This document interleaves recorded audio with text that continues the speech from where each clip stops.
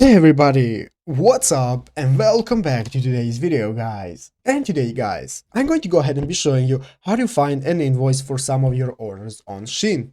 This is a very simple thing to do guys, so make sure to watch this quick and easy video till the very end and follow my steps correctly so you can make sure this works the same for you and that you can do this yourself.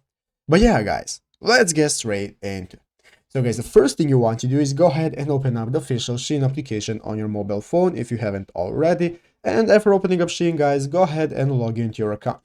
After logging into your account, you'll be greeted by this main page right here, which is the home page of the Shein application, which is the shop where you can see all the items you can buy. As you can see, here are the sections and so on. So at the bottom of the screen, you can see all the pages that you can access, such as shop. Here you can see the category, new, cart, and here you have the profile option. So guys, now let's go ahead and say we want to get an invoice for some of the orders we have made. So what we have to do guys, go ahead to the me section right here at the bottom of the page, click on me, and this will now open up this new page where you can see all the options that you have. You can see your orders, more services, and so on. So what you want to do guys, go ahead and click the customer support icon in the upper right corner, which looks like a headset. Click on that guys, and it will open up this new menu where you can see all the options that you have.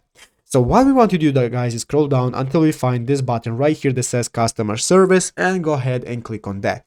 And this is now going to go ahead and load up a bot that can help you with customer service, whatever you need.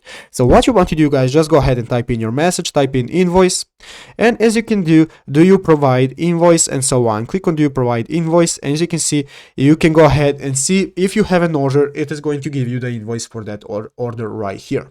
But currently I have no orders, so I cannot see the invoice, but if you have one, it's going to appear right here.